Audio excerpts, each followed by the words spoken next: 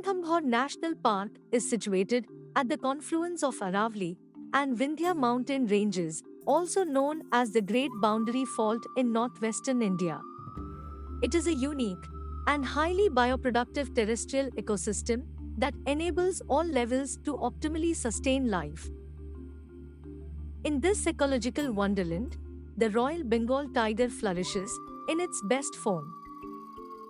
The Ranthambore Tiger Reserve, situated within the park, is the westernmost habitat of the majestic tiger in the Indian subcontinent. The park is spread over 1,700 square kilometers, spanning Savai Madhopur, Karoli, Tonk and Bundi districts of the Indian state of Rajasthan. The park is bounded by the Chambal River in the west, which is one of the least polluted perennial rivers in the world. The seasonal, rain-fed Banas River bisects the park. With the passage of geological time, the Aravallis, one of the oldest mountain systems of the world, have weathered to yield more soils. On the other hand, the comparatively younger Vindhyas have withered much less and support the growth of unique flora in the region. This rich landscape is a major hub of biodiversity. It is home to viable populations of 6 species of predator cats, including the tiger, leopard, desert cat, jungle cat, and fishing cat.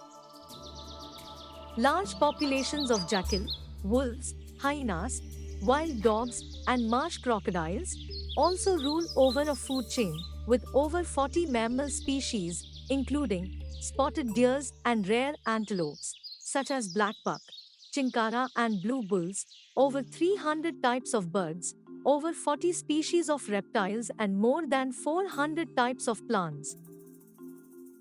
Not so long ago, along the foothills of Aravalli and Vindhya mountain ranges, there existed many such forests. Unfortunately, owing to human population pressure and interference, many such habitats have been lost. It is worth noting that, because of positive human intervention, the plateau of Ranthambore forest remains the only big expanse of dry, deciduous Anagessus pendula forest in India. Modern conservation adopts the approach that natural forest should be left alone, since it is a self-sustaining ecosystem. However, by artificially limiting the area for natural expansion and growth of forest cover, human activities continue to hamper nature reserves. This can be observed by the ever-increasing number of villages and settlements, not just along the boundaries of forest reserves, but also squeezing into forest areas for fodder and space.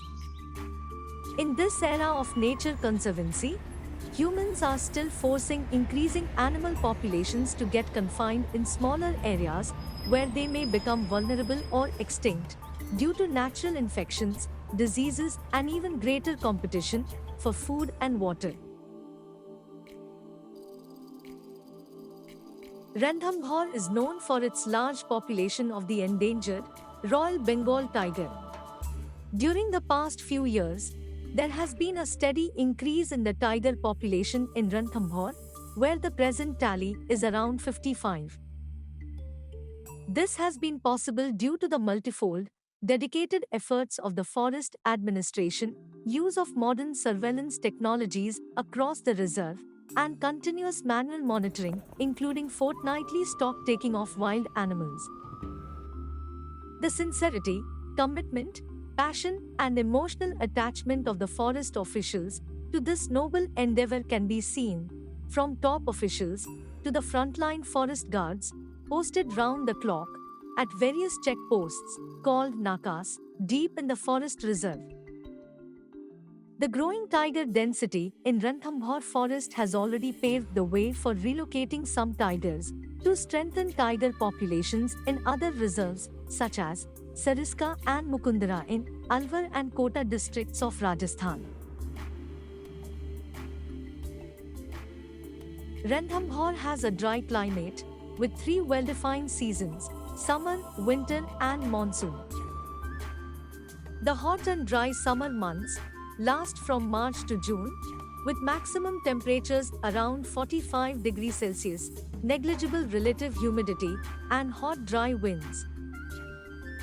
Winter generally lasts from late October till February, with the temperature often ranging below 10 degrees Celsius to 20 degrees Celsius. The monsoons, with average annual rainfall of 800 millimeters and about 35 rainy days per year, last from July to September.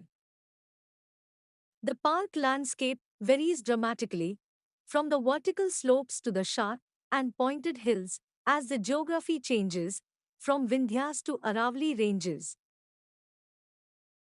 The park has an approximate elevation ranging between 300 to 500 meters above mean sea level, with mostly rugged and hilly terrain.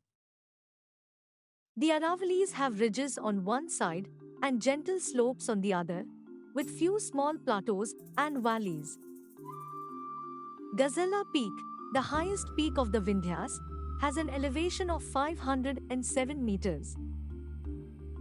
The top tableland, locally called Dung, and the valleys called Kho, are prominent geofeatures dotted with springs and geysers. These valleys are the richest wildlife areas of the reserve, making them favorite spots for the tigers. Most of the narrow, seasonal, monsoon-fed water streams are very short-lived.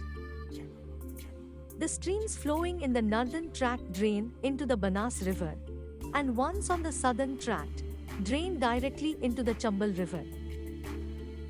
The deep, long and narrow gorges made due to erosion caused by these short-lived streams have created ravines that are prominent features valuable in enhancing the flora and fauna of the region. Water scarcity for wildlife in long dry spells and peak summer months is a cause of serious concern for forest officials. This is especially critical for territorial predators such as tigers and animal groups that cannot migrate large distances in search of water. On the official invitation of Shri Arvind Kumar Jha, Assistant Conservator of Forests at the Ranthambore National Park, our CEO Shri Sunil Sharma visited the Tiger Reserve. The purpose of this visit was to understand the landscape and explore possibilities for water conservation to combat scarcity of water for wildlife, especially during peak summer months. The forest area calls for proper water management to ensure enhanced quantity of available water. This includes hydrogeological studies, stage-wise implementation of solutions, and evaluation extending over multiple monsoons. It is also important that only minimal intervention is made, that too only in support of the existing natural systems. At Silveron, we firmly believe that rainwater is an invaluable local resource and every effort must be made to manage, recharge, and effectively use the water where it falls. Since fresh water becomes scarce, the logical approach would be to effectively control and utilize rainwater as far as possible before it is lost to runoff. Based on observations from the site visit, here are recommendations we are working on developing. The park is situated in a low rainfall region with thin alluvium. The hilly terrain and steep to mild slopes facilitate rapid rainwater runoff. It is important to identify sites and make intermittent hurdles in the flow path using available stones and bush across small gullies and streams. The spacing between these bunds will be decided by soil permeability and angle of slope at each site. The bunds must be closer on steeper slopes where permeability is less. This will prevent flowing water from attaining erosive velocity, thereby conserving soil moisture. The accumulation of small quantities of water behind the bunds also facilitates percolation wherever possible. This technique allows harnessing rainwater locally and reduces erosion through runoff. The park has a number of bore wells that were abandoned due to non-availability of water.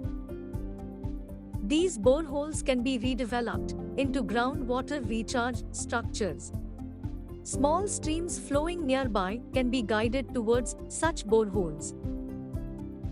Rainwater percolating through these structures would find fractures at various depths below the surface and develop flowpaths to enrich groundwater levels. A number of shallow dugwells are scattered throughout the forest. These wells get their water through percolation from rock fractures, and water levels in them keep declining in the post-monsoon months. These dugwells, some even managing to retain water throughout the year, are an important lifeline for wildlife. Each such well should be numbered and monitored on a monthly basis to ensure effective use of water stock. Dilapidated, shallow wells should be restored, desilted, and cleaned to increase their holding volumes and prevent collapse. Further, repaired dugwells should be covered using secure frames and strong wire mesh to prevent these wells from becoming safety hazards for thirsty animals. New well locations can be identified on the downstream side to collect and preserve more rainwater before runoff. During monsoons, surface water is plentiful in small or large ponds and depression areas, especially on the downstream side. This water can be effectively transported and used in times of need. The forest does not have tall trees, and the major fire risk is from dry grass on the ground. This threat is more severe seasonally during the long dry spells. Water tankers can be placed at designated nakas to transport water to locations running short of water. These tankers can be very useful for extinguishing bushfires or other emergency uses. This technique improves availability of emergency water supply and reduces stress on natural reservoirs, especially during the dry season. Replacing diesel pumps at wells with solar water pumps would also go a long way in reducing pollution, noise, and wastage of water. With set levels, solar pumps can be programmed to extract only limited quantities of water each day. The extra generated power can be leveraged to deliver water via pipelines to other areas or to higher locations for storage or pumping. In the first phase, Silveron offers to provide Ranthambore National Park the services of our experts, material and manpower, at no cost, to design systems for recharging groundwater through abandoned boreholes and for rejuvenating and equipping existing wells with solar pumps. This effort is a reflection of Silveron's commitment to conserving India's natural biodiversity and the majestic Royal Bengal tiger.